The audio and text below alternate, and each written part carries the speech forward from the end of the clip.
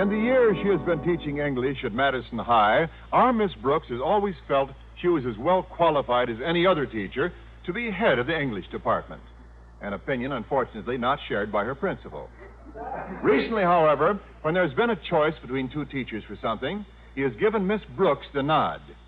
Not only has he given me the nod, but most of the time he's gone to sleep entirely. But over the last month, there has been a change in Mr. Conklin's attitude toward me. And last Wednesday, he indicated that if I could keep out of trouble for the next few weeks, I might actually be the head of the department during the second semester.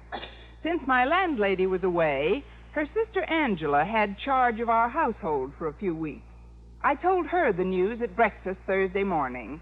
It was apparent that Angela was choked with emotion because from her first words I could see she could barely contain her enthusiasm.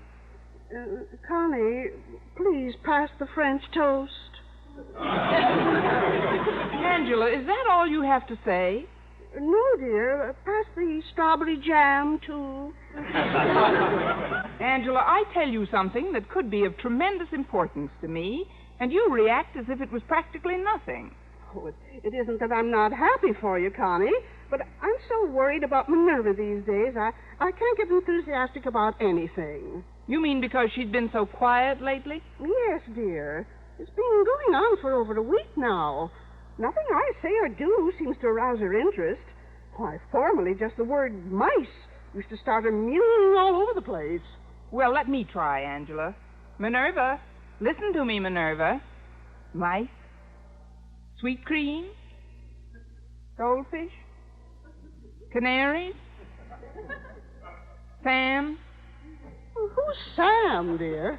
Well, you remember when Minerva had that litter of kittens a year ago? Sam was the cat passing out the cigars.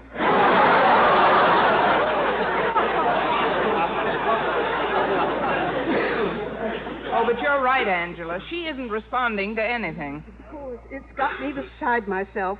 I was supposed to attend an emergency meeting of Margaret's Ladies' Aid group tonight, but I simply can't leave Minerva alone in the state she's in. Would you mind sitting at home with Minerva tonight? Well, I'd like to help you out, Angela, but tonight Mr. Boynton and I were planning to see Sadie Thompson with Rita Hayworth. Well, couldn't the three of you sit home with Minerva instead?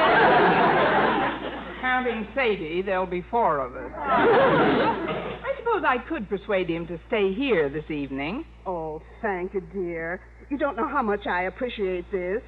I'll give you Minerva's feeding instructions at dinner tonight. I'll get it. Hello? Hello, Miss Brooks. This is Mr. Boynton. Why, Mr. Boynton, I'm glad you called. We were just speaking about you. Speaking about me? Yes, about how I was going to get Rita Hayworth off your lap tonight and me on. That is, I'm afraid we'll have to sit home tonight. Mrs. Davis's cat hasn't been well lately, and Angela asked me if I'd sit home with Minerva while she went out. Would you mind terribly? Not at all, Miss Brooks. Matter of fact, sitting home fits right in with my own plans. It does? Well, shall I go down to the cellar and blow out the light fuse, or will you? And what are your plans, Mr. Well, when I called just now, I thought I'd have to sit home with my frog McDougal tonight, as he has a cold. But since you're going to be home with Minerva anyway, maybe you could look after them both. You want me to look after them? Yes, while I attend a lecture at my biology club. I've been dying to hear Dr. Williams' speech for months. I'd consider it one of the greatest favors you've ever done for me. Well, all right, Mr. Boynton. Oh, thanks, Miss Brooks. I'll give you Mac's feeding instructions and the eyedropper I feed him with at noon today. And say, since you've been so nice to me, why not let me treat you for lunch? Good idea. That way you can demonstrate how the eyedropper works on me. I'll see you later, then. All right, Miss Brooks. Bye. What did Mr. Boynton want you to do, dear? Look after his frog McDougal while I'm sitting with Minerva tonight. Oh, isn't that nice? Oh, I'm sure that McDougal and Minerva will get along just splendidly together. Well, even if they do, I doubt if anything will ever come of it. Oh, of course not, dear. Minerva's much too tall for him. Oh, that's probably Walter Denton to pick me up. Come on in, Walter. The door's open. Well, I'm all out of eggs, so if he wants anything, Walter will have to take whatever is in here. That's an idea. Maybe it'll finally arouse Minerva when Walter battles her for her saucer of milk. Good morning, Walter. Greetings to two of my favorite females. And how is the fairest flower of our fair school this morning? Just fair. Just fair? When you're on the threshold of achieving one of your life's greatest ambitions? Just fair when you're practically our English department's future head? It's my current head that's aching. We're having a good deal of trouble with Minerva these days, Walter. Yes, I'm terribly worried about her. She's been so depressed lately. I haven't heard her meow in a week. Oh, I know what it is. It's because I haven't brought my dog around lately. Yeah, they used to play together all the time. Minerva just misses him, that's all. Oh, that's silly, Walter. Who ever heard of a cat missing a dog? Anyway, I'm sure that Minerva's forgotten all about Prince. Meow. Oh, Connie, maybe that's it. Well, the moment you said Prince... Sure, that's it. And my dog will bring her out of her depression in a minute. It's the only name that's aroused her in a week, Connie. Well, come to think of it, before our neighbor moved away, Minerva was also friendly with her dog, Fido. Meow. And that dog down the block, too. What was his name? Oh, yes, Rover. This cat is dog happy. I think she'd even respond to a dog she'd never heard of before, like Bowser. Oh, Connie, this is wonderful. Now, all Walter has to do is to bring his dog over tonight, and Minerva will be cheerful all evening. Will you do that, Walter? Oh, I'll be glad to, Angela. Now, wait a minute. You mean you want me to look after Walter's dog, too? Well, since you're sitting with Minerva and McDougal anyway, one more won't be much trouble, will it? Well, I'll do it on one condition, that you don't breathe this to a soul. Oh, I won't, dear. But why not? If any circus ever gets wind of this, I'm liable to be sued for unfair competition.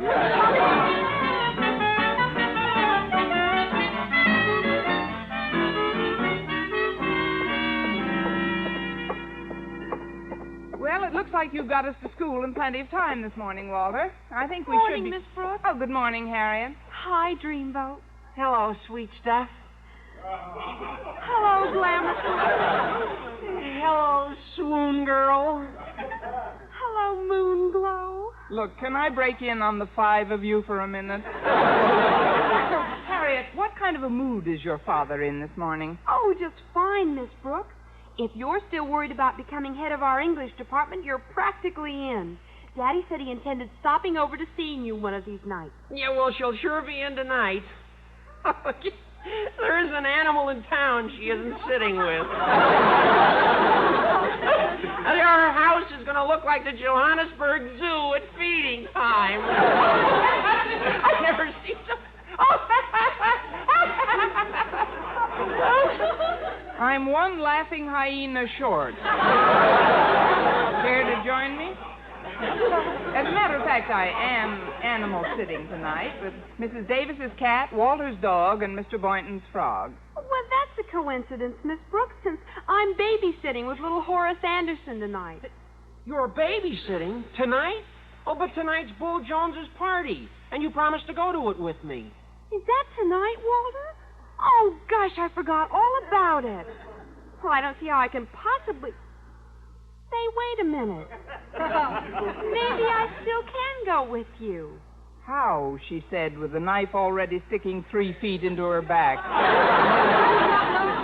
Miss Brooks, since you're going to be home anyway, would you mind sitting with Horace, too? Well, he's only 8 months old, and he's absolutely no trouble. I'm sorry, Harriet. I'd like to help you out, but I have my hands full as it is. Well, just as you say, Miss Brooks. But, I suppose I needn't remind you that I see Daddy day and night, and I know how important becoming head of the English department is to you, and a well-chosen word from me here and there must... Just tell me what temperature Horace likes his bottles, Harriet. Oh, then you'll do it, Miss Brooks? Oh, gosh, you're a peach. I know Mrs. Anderson will be delighted you're looking after her baby, too. I don't know whether Mrs. Anderson will be so happy after tonight, Harriet. At 8 months, the child picks up the habits of those around him very fast. But why should that bother Mrs. Anderson? After tonight, Horace might decide to jump 12 feet in the air and start licking her face. Well, as things have worked out tonight, I'm going to babysit with Mrs. Anderson's baby, Mrs. Davis's cat, Walter's dog, Mr. Boynton's frog, and unless I run into Sabu, that's it. But at noon, I had other things on my mind, principally how I could solidify myself with Mr. Conklin. I decided that the best way to do it was to be as cooperative as possible. So at noon, I assumed Harriet's duties and brought him his daily tray of food from the cafeteria. When Mr. Conklin saw me coming into his office with the tray, he thanked me in a rather unusual way. Miss Brooks, don't come a step closer, or I'll scream for help. But, sir, this is just a tray of food for you. I know who it's intended for, and I warn you, I intend to defend myself to the limit of my strength. Oh, I wouldn't spill any of it on you, Mr. Conklin. And anyway, how could I when there's a whole desk between us? With a tray of food in your hands, I wouldn't feel safe with the Mediterranean Sea between us. Now, please put down that tray. Yes, sir. Now, you put down that lamp. Oh, yes, sure. Well, as long as I'm here, sir, is there anything I can do for you? My, I've never seen your desk so cluttered before. I'd be glad to straighten it if you... Miss Brooks, I'll thank you to keep those 10 crazy, mixed-up thumbs of yours off my desk. Every time you mean to be helpful, things happen to me that are not even mentioned in wildcat accident insurance policies. Shall I enumerate? I'd rather you didn't. September, the typewriter on the foot incident. Cost to me 1 fractured toe. October, the swivel chair caper. 1 sprained wrist. November, November was a good month. The surprise waxing of the office floor episode. Cost, 1 cracked sacroiliac. December. Nothing happened in December, sir, and I can prove it by your medical chart. That is, nothing did happen in December. No, you're right, and that's why I'm finally considering you for head of the English department. If one can forget your psychopathic quirks, you are capable, popular with the students. And I'm neat, clean, healthy, thrifty, thoughtful, decisive, and ambitious. I'll work as I've never worked before, do anything you want, absolutely anything. I'll be ideal in every way. You'll see, just ideal. Now, do I get the job? Do I? Huh? Do I? Do I get the job? Down, girl! I'll make a bargain with you, Miss Brooks. Keep out of my hair until the end of this semester. Do absolutely nothing to tease, hurt, or molest me, and the job is yours. Oh, thank you, sir, thank you. I'll be very careful, sir, very careful. Now, is there anything else I can do while I'm still here? Yes, there is one more thing you can do, Miss Brooks. And what's that, sir? Leave. A great deal of work to do. Oh, yes, sir. I was just leaving this second. I was on my way out, just departing, leaving at once. Goodbye, sir. I doubt if the woman will ever make it. Oh, well, I've done all I possibly... Hello, Osgood Conklin, principal speaking. Make it brief. I'm a busy man. Hello, Osgood. Herbie. Herbie? Yeah, you remember. Your brother-in-law. Listen, Osgood, you know that house next to yours? The one that's been empty for 6 months? I ought to, since I emptied it. That is, I inspired the neighbors to leave. Oh, you did? Yes, they had a ridiculous 5-year-old child who practiced on the piano from morning till night. Sounded like a 4-year-old. Yeah, I know how much you hate noise, Osgood. Well, I have a client, a Mr. Perkins, who also hates noise, and he will buy that house next to yours, providing I can convince him that you're a quiet neighbor. You know, no babies or animals. Indeed. Well, there are certainly no babies and absolutely no animals around my place, except for my daughter's idiotic boyfriend. I know. Look, he wants to meet you and see your place tonight around 9. Tonight? Well, I was supposed to go to a lodge meeting tonight, but with 200 iron men, dollars at stake, I'll be available. Fine. Now, Perkins doesn't have a car, so I'll let you know where to pick him up. Then you take him to your house. But, Osgood, please make sure everything is especially quiet tonight, huh? The house will be like a tomb. I shall send Mrs. Conklin to the movies and Harriet's going out to a party. Yeah, how about the radio and television set? There's nothing I can do about them. They're staying home. Bye, Herbert.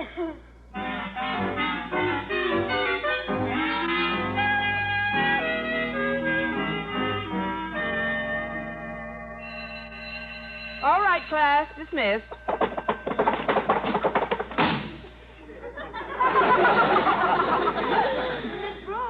Oh, Miss Brooks. Yes, Harriet? You can come out from under your desk now. They've gone. Thanks, Harriet. I don't see how John Wayne does it in picture after picture. What did you want to see me about, Harriet? Well, it's about tonight. Mrs. Anderson was delighted with the idea of having you sit with Horace, but she doesn't want him in a strange house. She says he cries there. Well, then I guess that lets me out. So I came up with a solution for her. I'm back in. What is it, Harriet? Well, you see, Horace has been over to my house any number of times, and he's perfectly familiar with it. So Mrs. Anderson agreed to let you sit with Horace at my house, if that's all right with you. Oh, I'm afraid not, Harriet. I'd have to bring along the cat, the dog, and the frog, and your father isn't very fond of animals. Come to think of it, he isn't very fond of humans either. Oh, that's okay, Miss Brooks. Daddy has his lodge meeting tonight, and he won't be home until midnight. Will you do it, please? All right, Harriet. You bring the baby to your house, and I'll bring the menagerie, and let's hope the neighbors don't bring the police.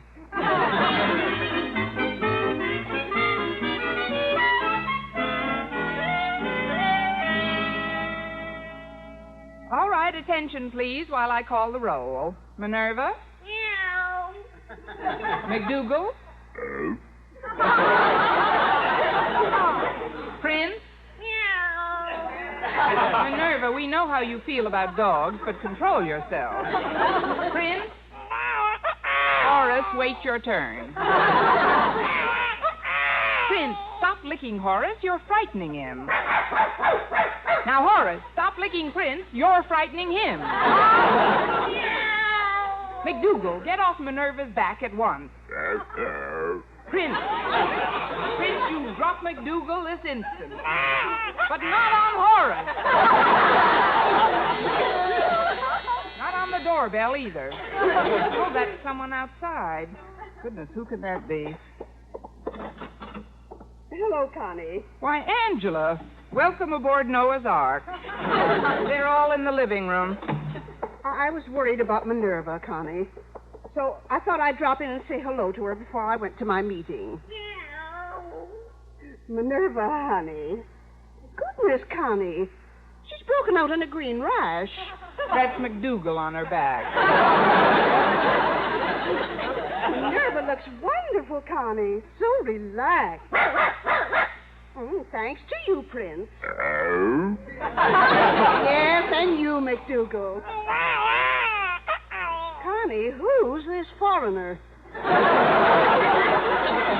Angela, meet Horace, the baby. Have you fed him yet, Connie? I was about to feed them all, but the list of feeding schedules you wrote out for me seems a bit confusing. But you gave me the data for each one except Minerva. I know, but something must have happened along the way. Listen to this. Feeding for Horace, 9:30 p.m. Pour 3 ounces of warm milk into a half cup of dog food. Oh, don't worry, Horace. We wouldn't feed you the dog food. Not with all the pablum we have around here. Oh, you don't like pablum either, hmm? How do you feel about raw liver? Flies? Oh, I can see McDougal's been speaking to you. Honey, I think I have an idea that will simplify things for us. Why don't I just fix up a quart of warm milk for all of them? A good idea. The drinks are on the house, boys. Meow.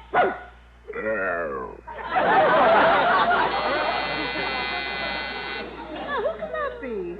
It's either Harriet or Clyde Beatty. You go into the kitchen and fix up that milk, and I'll get it, Angela. All right, dear. Why, Miss Brooks. Mr. Conklin, I didn't expect you until midnight. What are you doing here now? I lost my glass slipper, and the prince chased me all the way home.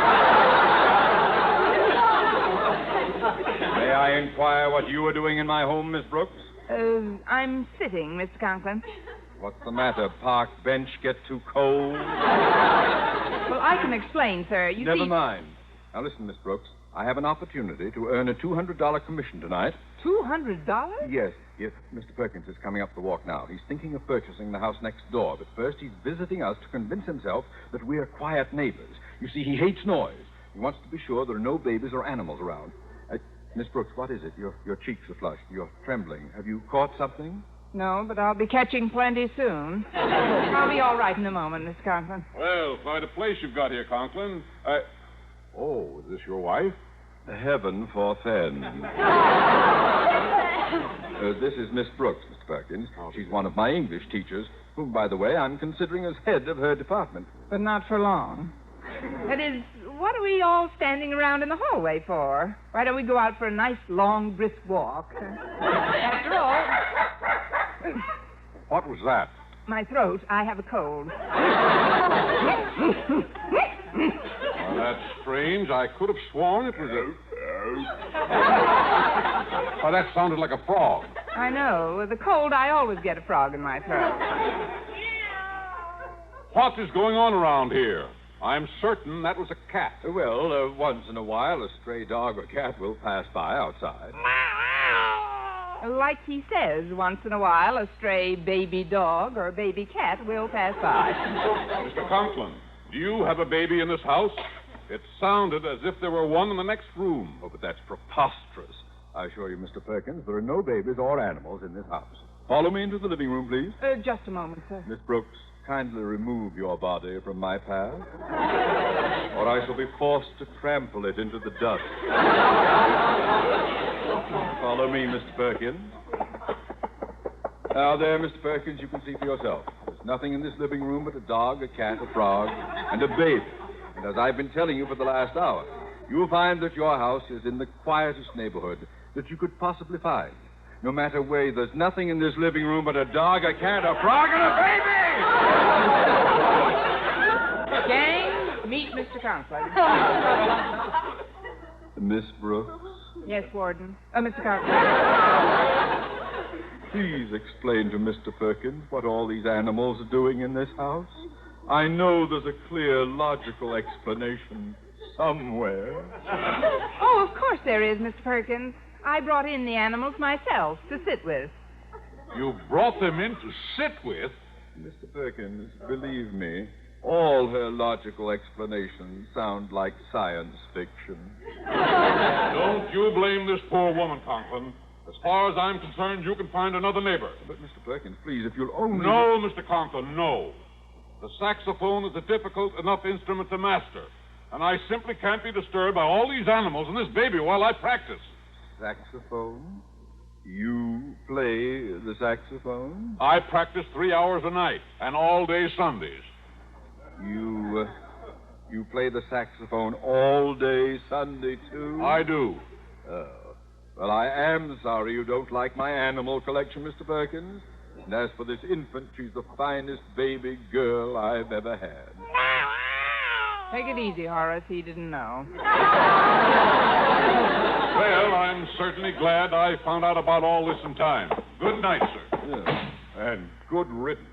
Now then, Miss Brooks, will you kindly give me the facts as to what you are doing in my home with this miniature zoo? But I gave you my explanation, sir. Oh, come now, Miss Brooks, the truth. Well, if I give you another explanation, will you consider me for head of the English department next term? N.O. Now, the 3 animals, Miss Brooks, where did they come from? Well, sir, I was babysitting for Mrs. Anderson's baby. I see. And I thought it might get a little lonely. Yes? So I insisted my 3 friends come along, and we've had the craziest bridge game you've ever seen. After persuading Mr. Conklin to at least consider me for head of the English department for next year, Angela and I brought Horace and the rest of the menagerie back to our house. Once there, Horace crawled out of his baby blanket and played with the animals until Mrs. Anderson came by to pick him up. Shortly after she left with him and the other animals had been called for, Angela began looking around for something. Where did Minerva go? Did you notice, Connie? I believe she's in her box in the kitchen, Angela. Oh, of course. Well, let's go in and say good night to her. I'm sure she can tuck herself in, but all right. My, she was cheerful this evening. I've never seen such a change in a cat before. No, the change was remarkable. Well, here we are, dear. I see her moving under the straw. Good night, Minerva. Good night, honey. I've heard of remarkable changes before, but this is ridiculous.